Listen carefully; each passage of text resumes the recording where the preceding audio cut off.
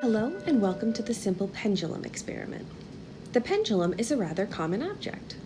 They can be used for fun when on the swing set of a playground or many of our favorite amusement park rides. They are so reliable that they have been used for centuries to keep time both around the house and in music. In fact, they also keep us safe. Many buildings use a pendulum structure to absorb energy from earthquakes. Scientists use them in a variety of their equipment to detect earthquakes, measure atmospheric pressure, or show the rotation of the Earth. All these examples of pendulums boil down into a general model that we call the simple pendulum. The simple pendulum consists of a point of mass suspended from a massless string. When we pull the mass and release, the simple pendulum undergoes a periodic back and forth motion. The motion has three fundamental factors: the mass, the length, and the angle of release. In this experiment, we explore how each of these factors affect the time it takes the pendulum to make one full swing. This is known as the pendulum's period of oscillation. We will measure the period with a stopwatch. Since one period may pass too quickly for us to measure accurately, we time how long it takes to complete 10 full swings. Then we divide by 10 and record the value before adjusting each variable. To further improve our results, we repeat each measurement 3 times and average the 3 measurements.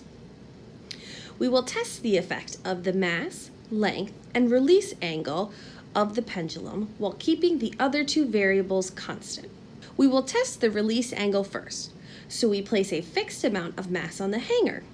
The hanger itself has mass, so don't forget to include this as you keep track of the pendulum's mass. Record the measured period for release angles up to about 30 degrees. You should notice that the period changes very little, if at all. Next, we will measure the effect of the mass while keeping the release angle and the length constant. We start with an empty hanger and measure the period.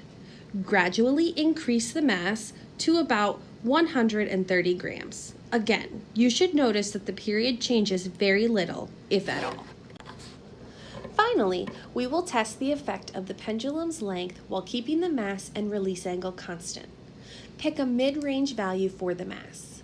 Measure the period while varying the length from 20 to 150 centimeters. This time, your period should noticeably change as mass is added. We want to understand the exact way in which the pendulum's period depends on its length.